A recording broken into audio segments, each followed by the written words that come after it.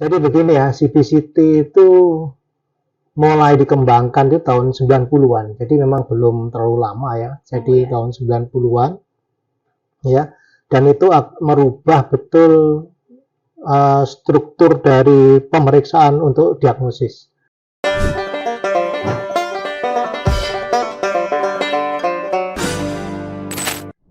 Halo semuanya, selamat siang untuk para sobat sehat di rumah. Apa kabar semuanya? Mari kita bergabung lagi di Danto Talk, We Care and We Share. Apakah ada nih sobat sehat yang berkunjung ke RSGM untuk melakukan ronsen CBCT? Kita sebagai orang awam biasanya hanya tahu nih kalau CBCT atau Cone Beam Computed Tomography dapat memberikan gambaran 3 dimensi mengenai gigi dan mulut kita. Tapi secara keilmuannya seperti apa sih dari ronsen CBCT itu? Nah, kita akan langsung membahasnya secara mendalam di Danto Talk kali ini dengan tema memahami ronsen CBCT dalam dunia kesehatan gigi. Bersama saya, Sukma Purnama sebagai host. Nah, tentunya bukan Danto Talk dong kalau tidak menghadirkan narasumber yang kompeten di bidangnya. Pada kali ini, kita menghadirkan narasumber yang sudah pasti sangat pro di bidang radiologi kedokteran gigi. Bersama Dr. Gigi Haris. Halo dok. Ya. Nah, tentunya ada pepatah yang mengatakan kalau tak kenal maka tak sayang. Nah, langsung aja Dr. Haris bisa langsung perkenalkan diri kepada sobat sehat yang ada di rumah. Ya, terima kasih Sukma. Ya. Dok. Selamat siang sobat sehat ya semua. Ya. Jadi saya sudah lama berkecimpung di radiologi ya, mulai tahun 89 saya sudah di radiologi. Saya menjadi dosen di FKG Mahasaraswati ya. Kemudian saya juga kebetulan menjadi yang first liner untuk spesialis radiologi kedokteran gigi. Waktu itu 8 orang se-Indonesia, termasuk saya salah satunya. Dan sampai saat ini saya juga masih aktif di RSGM Saraswati ini dan di FKG Mahasaraswati. Wah, ya. Tentunya Dr. Gigi Haris nih pasti mempunyai banyak pengalaman, segudang pengalaman yang bisa dibagikan kepada sobat sehat pada hari ini ya dok ya. Nah, jadi untuk sobat sehat bisa datang berkonsultasi dengan Dr. Gigi Haris atau apabila ada ingin berkonsultasi tentang radiologi bisa aja datang ke RSGM Saraswati Denpasar dengan menghubungi kontak terlebih dahulu di Instagram @rsgmsaraswati. Nah, without any further ado, mari kita lanjut aja ke topik kita pada hari ini, yaitu memahami ronsen CBCT dalam dunia kesehatan gigi. Oke, jadi dok, tentunya sebelum kita memulai memahami lebih jauh tentang ronsen CBCT, mungkin dokter bisa menjelaskan apa itu ronsen CBCT dan apa sih yang membuat ronsen CBCT ini berbeda dibandingkan dengan ronsen periapikal ataupun panoramik, dok? Ya, terima kasih Sukma. Jadi begini ya, CBCT itu mulai dikembangkan di tahun 90-an. Jadi memang belum terlalu lama ya. Jadi tahun 90-an ya. Dan itu merubah betul struktur dari pemeriksaan untuk diagnosis CBCT ini. Kalau awalnya kan kita hanya mengenal ada periapikal, panoramik ya. Dan itu pemeriksaan itu 2 dimensi sebetulnya. Jadi 2 dimensi. 2 dimensi itu banyak kelemahannya sebetulnya. Ada beberapa kelemahan, tapi ada kekurangan juga, ada kelemahan dan ada kelebihan juga ya. 2 dimensi itu seperti contohnya begini ya. Kalau kita mau lihat gelas ini ya, kalau 2 dimensi itu hanya bisa melihat satu sisi saja. Jadi kalau dilihat dari samping kelihatannya begini, ada lonjong begini. Ya, terbatas ya dok ya. Iya, kalau dari depan ya kelihatan hanya bulat begini saja. Ini kadang-kadang kelihatan. Ya. Tapi ini kita nggak tahu kalau 2 dimensi ini di depan apa di belakang, begini sama saja gambarannya. Kalau dilihat dari atas ini begini, ya, sehingga 2 dimensi itu tidak bisa melihat keseluruhan. Jadi tergantung kita melihatnya nanti bisa begini saja, begini atau begini, ya. Nah, tapi dengan CBCT ini semua akan terlihat. Kita bisa melihat dari depan bisa, dari samping bisa, dari atas bisa. Jadi inilah yang membuat CBCT itu lebih akurat dibandingkan dengan pemeriksaan 2 dimensi. Ya, dulunya memang belum ada CBCT ya. Kita dulu sebelum muncul CBCT itu, kalau kita mungkin kenal CT scan kan, CT scan. Jadi dulu untuk 3 dimensi itu kita menggunakan CT scan, tapi kan dosisnya besar tuh radiasinya. Ya, sehingga muncullah cone beam. Jadi menggunakan cone ya yang seperti gigi biasa. Jadi kayak panoramik, cephalo itu sama cone tapi bisa untuk 3 dimensi. Ya, makanya cone beam computed tomography. Oh ya, sesuai dengan kepanjangannya. Iya, iya. Oh ya, jadi tentunya CBCT ini memberikan hasil yang jauh lebih akurat ya dok ya, karena penglihatannya yang tidak terbatas dibandingkan dengan 2 dimensi tadi. Iya, betul. Nah, dengan adanya berbagai kelebihan dari CBCT ini dok, kira-kira apa saja sih manfaat penggunaan ronsen CBCT dalam perencanaan dan pelaksanaan prosedur bedah gigi yang lebih kompleks dok? Ya. CBCT ini akan banyak digunakan pertama ya implan misalnya pembukaan ini. Saya pernah berdiskusi dengan salah satu pakar radiologi kalau nggak salah dari Prancis waktu itu ya waktu itu kita mengadakan Zoom sempat kita tanyakan apakah mutlak apakah perlu CBCT untuk implan. Beliau malah jawabnya begini, apakah Anda bisa membuat implan tanpa CBCT? Gitu. Wah, iya. Ya, jadi memang kalau implan gigi memang CBCT memang harus ya. Jadi memang salah satu yang memang diperlukan untuk CBCT. Ya, karena kan itu harus tahu selain kualitas tulangnya juga harus tahu kan berapa tingginya, lebarnya, ya, berapa jaraknya pada kanalis dan sebagainya. Terutama kalau yang bawah, kalau yang atas berapa ke daerah sinus maxillaris, itu memang hanya bisa digunakan dengan CBCT. Ya, karena kan ngelihatnya nggak hanya satu dimensi kayak tadi itu. Ya, 2 dimensi itu bisa 3, diputar-putar, diukur dan sebagainya. Dan ukuran untuk CBCT untuk arah vertikal itu lebih akurat memang dibandingkan dengan panoramik ataupun menggunakan periapikal. Ya, karena itu ukurannya lebih. Kalau panoramik itu nggak akurat sebetulnya kalau untuk ukuran.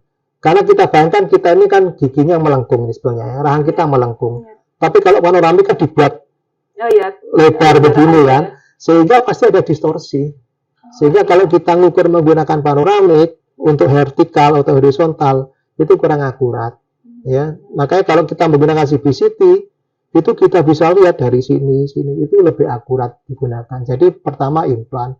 Yang kedua biasanya ini yang kita alami ya sehari-hari itu sering untuk operasi M3, molar 3, odontectomy lah istilahnya ya. Molar 3, itu kan dokter gigi harus tahu posisi akar itu pada kanalis mandibula. Ya, jadi apakah akarnya itu, misalnya ini kanalisnya ya, apakah akarnya itu di depannya di sini, apa di belakang sini, atau mepet di sini. Nah ini yang harus tahu. Ini kalau hanya dengan yang 2 dimensi itu nggak bisa kelihatan karena akarnya walaupun ada jarak, tapi kalau dari 2 dimensi kan kelihatannya begini. Hanya ada jarak atau tidak nggak kelihatan. Jadi memang kalau itu sangat akurat ya. Kalau menggunakan CBCT memang perlu ya. Jadi kalau dokter gigi ragu-ragu pada posisi akar, pada kanalis itu digunakan CBCT. Saya sering juga kalau ada seperti itu saya sarankan yang di panoramik saya sarankan untuk CBCT.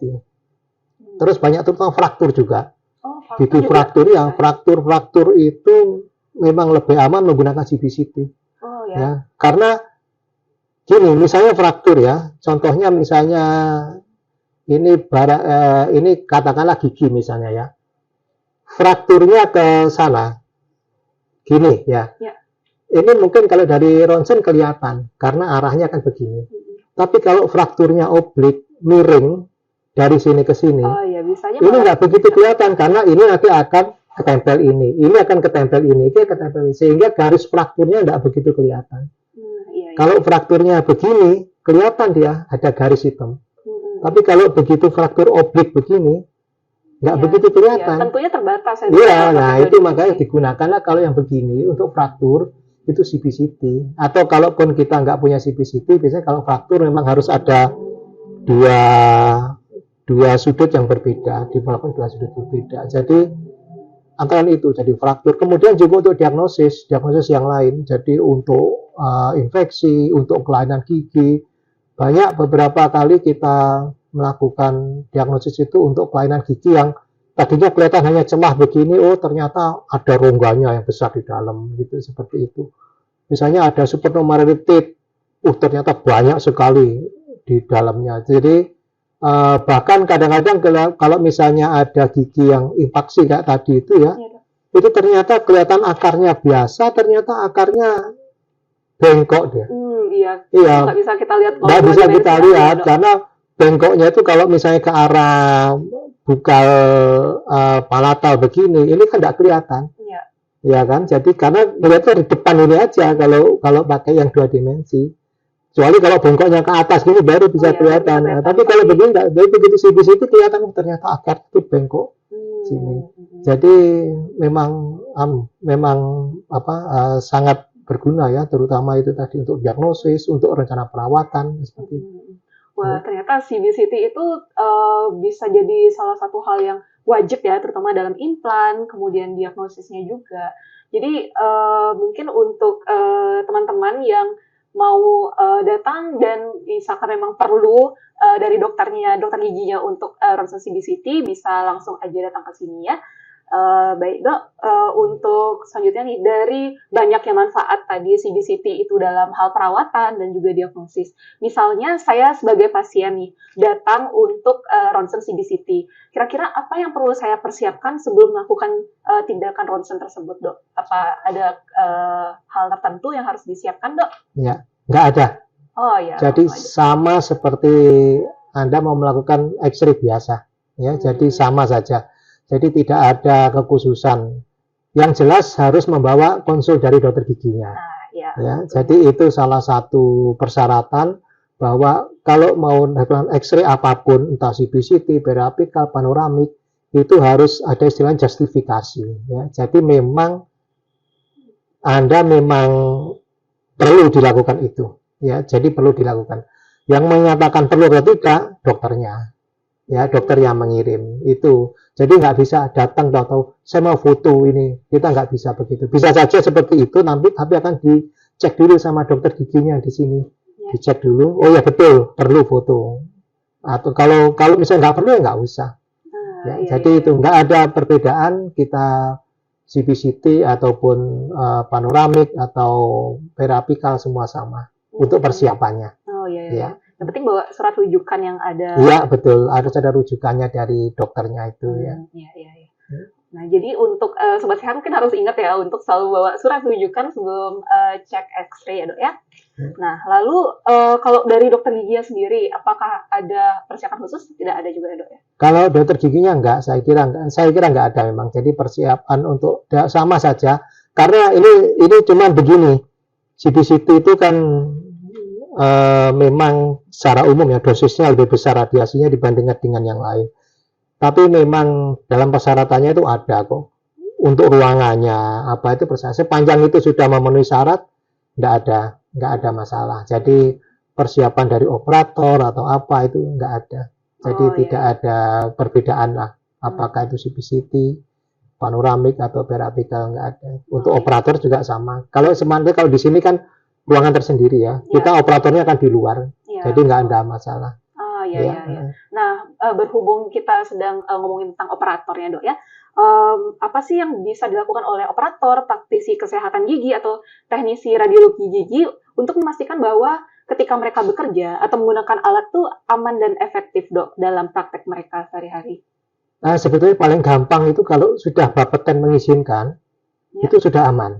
Oh iya. Jadi alat itu kan harus ada izin operasional alat. Jadi itu memang ada dua sebetulnya. Kalau di radiologi itu memang ada dua. Yang pertama izin operasional alat, ya. Itu Bapeten yang punya wewenang, yang memberikan izin. Sebelum memberikan izin itu ada persyaratan yang harus kita penuhi. Bapeten itu termasuk kayak proteksi radiasinya, terutama itu ya, proteksi radiasi, uji kesesuaian alat, apakah ada kebocoran apa dan sebagainya. Terus termasuk dengan SDM-nya, ya. Kalau itu semua sudah memenuhi, maka Bapeten akan berikan izin, ya. Kalau sudah diberikan izin itu berarti sebetulnya sudah aman. Nanti karena ada yang bagian yang uji kesesuaian itu yang datang ke sini itu nanti akan ngecek alatnya ini dosis radiasinya bagaimana, kebocorannya apa ada tidak, kemudian dia di luar ruangan dicek lagi, disuruh expose, dicek, oh nggak ada kebocoran, aman di sini aman. Baru kemudian ada uji sesuaian, kita dapat sertifikat. Nanti kita ajukan ke Bapeten akan berikan izin. Paling gampang itu sebetulnya. Jadi kalau misalnya kita sudah diizinkan oleh Bapeten, itu berarti kita sudah aman itu sebetulnya. Jadi alat-alat dan ruangan di sekitar itu sudah dianggap aman lah, itu seperti itu. Iya. Apakah ada maintenance setiap bulan, setiap tahun gitu, Dok? Ya, kalau seperti itu kan ada masa berlakunya. Oh, iya. Nah, jadi tetap setiap tahun, berapa tahun sekali itu ada masa berlaku seperti itu. Jadi kita uji kesesuaian lagi. Termasuk kalau di operator itu kita menggunakan TLD ya, yang biasanya kalau di saku itu kan ditaruh kotak itu di saku atau ditaruh di saku di sini. Itu TLD itu untuk melihat dosis yang diterima oleh operator. Jadi itu setiap 6 bulan sekali dikirim ke salah satu badan pemeriksanya, itu nanti dicek di sana berapa yang kita sudah dapat dosisnya tuh dalam sekian bulan itu ada batasnya, ada batasannya. Jadi sepanjang masih di bawah batas itu berarti masih aman. Ya, tapi kalau misalnya lebih dari itu, nah itu kita curigai apakah ada kebocoran atau apa. Nah itu yang harus diperhatikan. Jadi makanya setiap kita ngirimkan itu untuk operatornya itu. Oh iya. Nah karena tadi kita ngomongin tentang radiasi ya, Dok, ya, dosis radiasi. Sebenarnya apakah dari spesifik nih untuk ronsen CBCT, apakah radiasinya juga berbahaya dan apakah ada langkah-langkah yang bisa diambil oleh operator apabila untuk meminimalkan radiasi dari ronsen CBCT-nya ini, Dok? Ya. Ini kalau orang Surabaya yang nanya, gak bahaya, ta? Ya, betul, gak bahaya, ta? Ya, betul tuh, Dok. Soalnya karena dosis radiasi itu kayak, kalau kita orang awam tuh dengarnya serem banget itu, Dok. Itu kalau orang Surabaya gitu, gak bahaya, ta? Gitu. Iya. Jadi gini, sebetulnya radiasi, ini pertanyaannya agak susah ya. Radiasi itu secara umum memang berbahaya, secara umum. Ya. Jadi, kita tidak bisa main-main dengan radiasi ini. Hampir sama seperti kalau saya analogikan kayak obat misalnya. Obat itu ada obat yang OTC ya, jual bebas. Ya, ada yang keras. Ada lagi yang harus daftar G. Ya, betul. Ya, itu menggunakan resep. Sama seperti radiasi ini. Ada radiasi-radiasi yang di bawah itu. Ya, sehingga Bapeten tidak perlu mengeluarkan izin untuk membelikan alat-alat, walaupun itu ada radiasinya, ya kayak misalnya HP, radio itu kan juga sebetulnya ada radiasi, tapi karena itu di bawah dari dosisnya yang dianggap Bapeten itu berbahaya, maka nggak perlu izin. Tapi kalau di atas itu, maka Bapeten mengatakan perlu izin ini, karena ini termasuk di atas dosis yang bisa diterima, ya perlu izin. Dan alat kedokteran gigi, alat X-ray kedokteran gigi itu semuanya harus ada izin, perlu izin. Berarti itu memang di atas itu semua. Nah, cuman seperti tadi itu, sepanjang kita itu pergunakan dengan baik, benar ya, orang yang menggunakan juga paham, ya, kemudian kita tanya seperti tadi itu peralatannya kita maintenance, kemudian juga uji kesesuaiannya kita lakukan secara rutin dan seterusnya itu maka antara kerugian dan keuntungannya itu lebih banyak keuntungannya. Tapi sekali lagi bukan berarti kita kemudian bisa seenaknya sendiri menggunakan itu. Sama seperti obat daftar G itu, kalau kita gunakan kan bagus efeknya itu. Ya, harus sesuai dosis. Ya, tapi kan nggak boleh sembarangan. Kita beli bebas, kemudian kita makan seenaknya sendiri, minum seenaknya sendiri, kan nggak boleh seperti itu. Jadi sama seperti itu, ya. Terus bagaimana untuk radiasinya itu, untuk proteksinya itu ada 3 ya, ada justifikasi, limitasi dosis, optimasi ya. Tapi itu saya kira kalau operatornya pasti sudah paham. Yang pertama kalau justifikasi itu yang datang itu memang indikasi memang harus, jadi harus bawa surat konsul seperti itu. Pasien memang perlu itu memang perlu. Kemudian kalau yang optimasi itu bagaimana kita memberikan dosis sekecil mungkin pada pasien itu, tapi manfaatnya ada. Jadi kerugiannya ada tetap ya, karena kena dosis radiasi ya, tapi bagaimana keuntungannya lebih besar daripada itu. Risk dan benefitnya harus lebih Ya, besar. betul. Jadi kalau optimasi itu pada operatornya terutama. Jadi bagaimana operator tidak terpapar yang melebihi dari nilai batas dosisnya itu, ya, itu tidak terpapar seperti itu. Yang pada pasien, yaitu dia harus pakai apron misalnya seperti itu kan, kayak pakai calamek itu. Iya. Yang dari PB itu apron, ya. Kemudian ada lagi yang pakai tiroid di sini ini, itu juga bisa pakai itu. Jadi itu adalah untuk mengurangi radiasi dari alat X-ray itu tadi, expose alat X-ray tadi itu.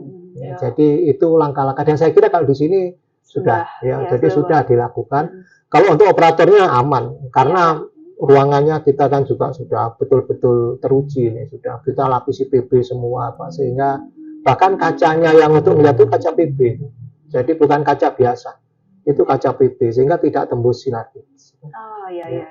Berarti untuk pasien pun juga aman ya, Dok ya? Iya, karena memang pasiennya kan pakai apron apa gitu itu ya. Iya. Nah, untuk pasiennya sendiri, Dok, kalau misalkan ada pasien anak-anak atau ibu yang sedang hamil, apakah aman melakukan ronsen CBCT? Atau ada kondisi pasien tertentu nih yang ternyata dilarang dalam pelaksanaan ronsen CBCT ini, Dok? Ya, untuk ibu hamil ini memang ada beberapa kontroversi ya. Makanya saya kalau untuk ibu hamil itu saya tidak mengambil pendapat saya, tidak. Bukan pendapat saya, tidak.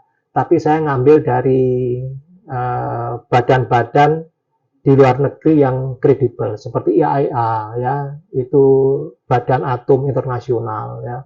Kemudian juga kalau di Amerika itu ada American Dental Association, itu saya mengambil rekomendasi dari badan-badan itu, dan kita juga waktu itu dengan rapat dengan Bapeten pun juga beberapa juga mengadopsi peraturan-peraturan itu.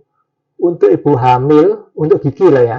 Saya tidak katakan untuk secara yang lain. Kalau yang umum mungkin agak berbeda ya.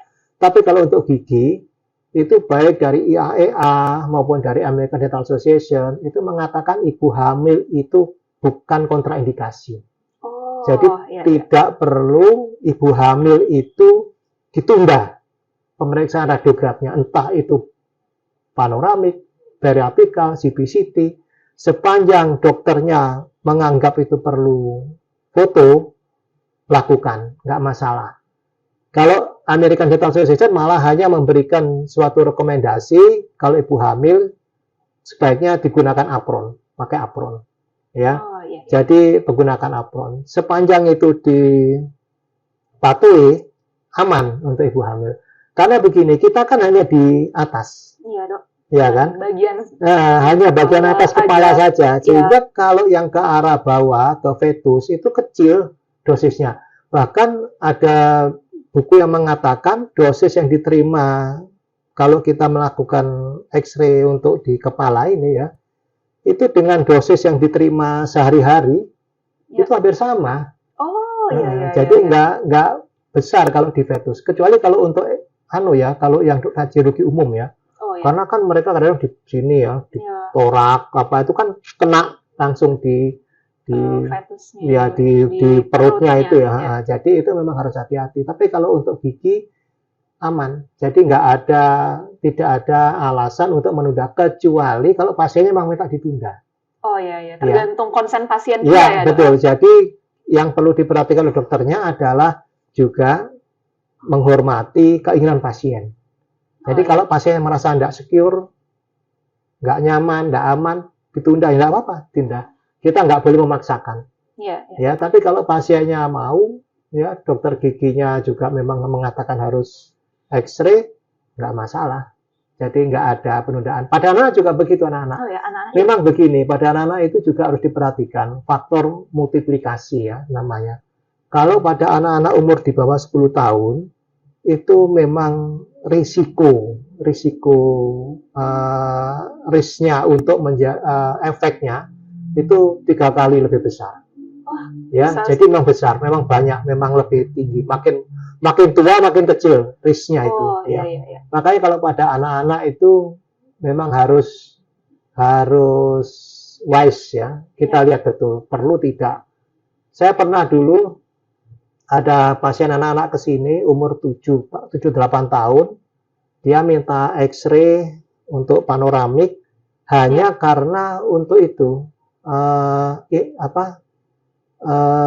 asuransi dia harus cek dental cek kondisi ya. gigi secara keseluruhan. Jadi hanya general check up. General check up. Ya. Diperiksa giginya nggak apa-apa, anak itu nggak ada keluhan, kita tolak. Oh ya, karena tidak ada indikasi. Betul, nggak ada indikasi. Jadi itu tidak harus semua datang kita iakan, nggak. Kita harus betul-betul justifikasi itu kita lihat. Ya. Jadi karena nggak ada keluhan, terus kita lihat giginya juga nggak apa-apa semua, baik-baik saja lah gitu. Nggak perlu difoto. Jadi kita tolak waktu itu.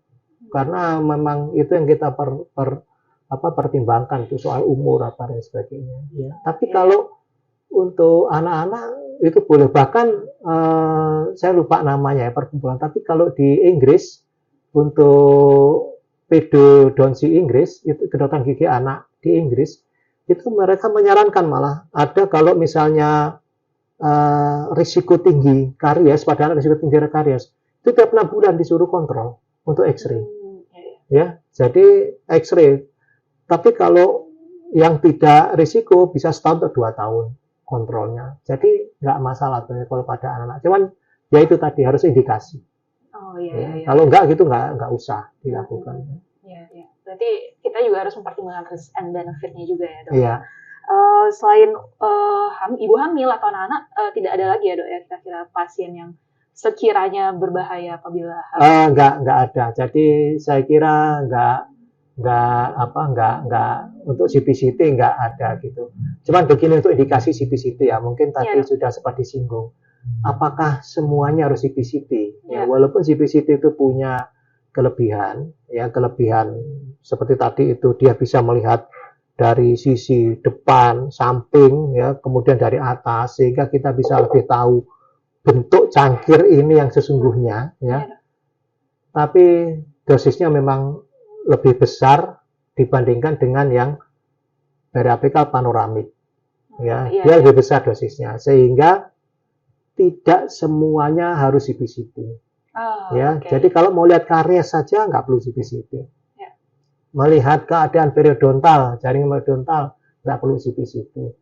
Ya, jadi nggak usah CBCT. Kecuali kalau memang dicurigai kerusakan tulangnya masif atau bagaimana sampai seberapa dokternya harus tahu, itu baru mungkin ya. Tapi kalau untuk hanya melihat karies, kemudian bahkan implan pun untuk screening melihat awal kira-kira bisa pasang implan enggak, itu cukup panoramik.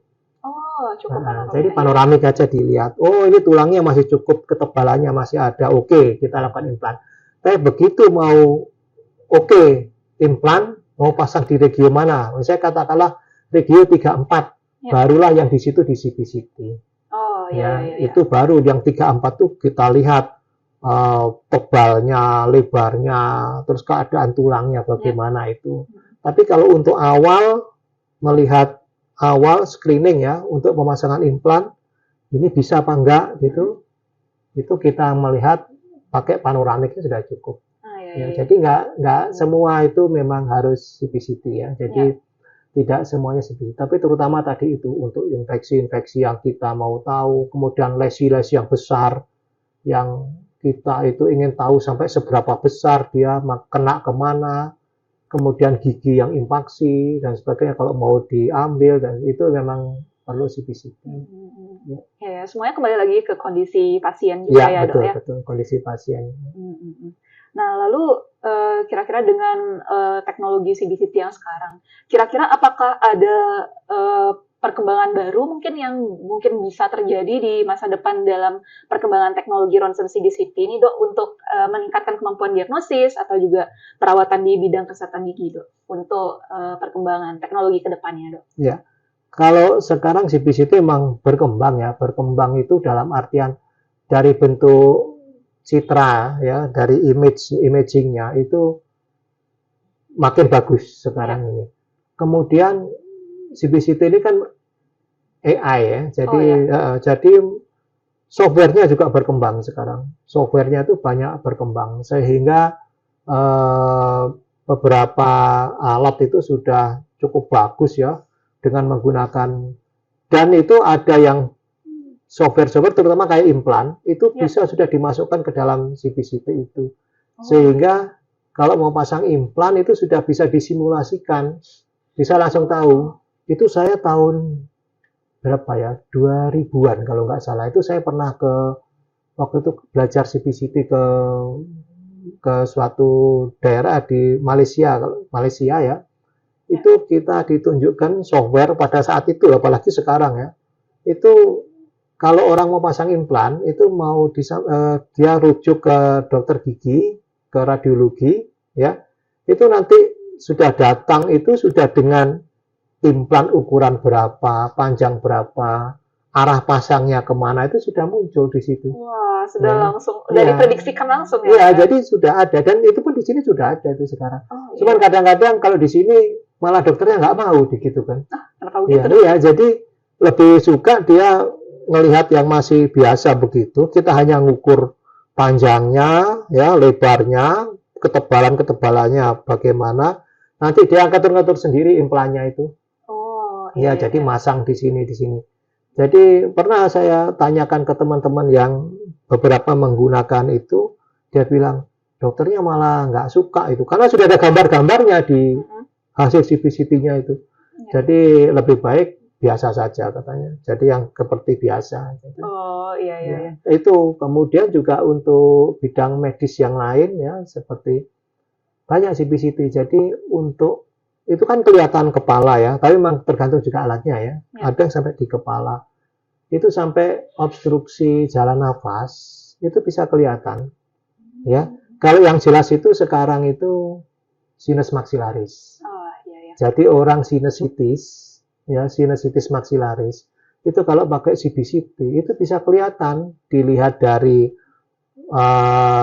koronalnya, aksialnya, atau sagitalnya itu kelihatan semua. Jadi dinding-dinding sinus tuh dasarnya kelihatan, kemudian dilihat dari samping, dinding sampingnya kelihatan. Ya, jadi itu lebih apa ya, lebih kelihatan. Ada mukositisnya misalnya di dalam sinus maksilarisnya itu kelihatan di dalam CBCT itu. Bahkan bisa juga sekarang para penelitian untuk osteoporosis. Ya, jadi diambil satu bagian dari tulang itu, diambil bagian satu tulang itu, dilihat berapa densitasnya apa, itu bisa dipakai untuk osteoporosis. Walaupun memang tidak seakurat kalau kita menggunakan peralatan osteoporosis yang dilakukan oleh dokter-dokter umum ya, dokter biasanya ortopedi itu yang punya alatnya itu ya, DEXA apa gitu, itu lebih akurat memang, tapi ini bisa untuk prediksi, biasanya itu sudah bisa dipakai. Iya. Ternyata sangat berkembang dengan cepat ya dok ya, udah dari tahun 2000-an pun sudah sebagus itu untuk CBCT. Nah kira-kira apakah ada tantangan yang mungkin muncul ke depannya terkait dengan penggunaan ronsen CBCT dalam bidang kesehatan gigi dok? Pertama memang yang masalah itu CBCT itu untuk SDM-nya ya, SDM, karena untuk menginterpretasikan itu tidak semuanya bisa ya. Di pendidikan pun itu kalau di kedokteran gigi itu yang bisa melakukan untuk S1 itu memang kita tidak ajarkan. Untuk ekstraoral dan CBCT termasuk itu enggak kita ajarkan. Jadi memang biasanya pertama dalam bidang, cuman kita kan sekarang ada spesialisnya, cuma spesialisnya itu belum banyak sekarang. Jadi itu yang bermasalah. Kalau yang lainnya, kalau untuk alat dan sebagainya itu saya kira sudah banyak, malah berkembang itu. Ya masalah itu. Kemudian untuk radiasinya, radiasi ya, dan perizinan sebetulnya. Jadi perizinan ini saya kira memang harus ada pemecahan bagaimana teman-teman yang punya CBCT itu perizinannya juga ada gitu loh. Jadi ada beberapa yang nggak ada izinnya dari Bapeten, dan itu kadang-kadang memang menjadi masalah ya. Yang terutama di situ perizinan. Saya kira kalau untuk CBCT itu, jadi untuk tantangannya itu pertama dari segi sumber daya manusianya ya. Kemudian juga banyak yang dari masalah-masalah perizinan, eksportir. Karena begini, untuk perizinan itu kan harus ada uji kesesuaian. Ya. Nah, uji kesesuaian ini ada lembaga-lembaga yang dari Kemenkes itu belum bisa dia melakukan uji kesesuaian untuk CBCT.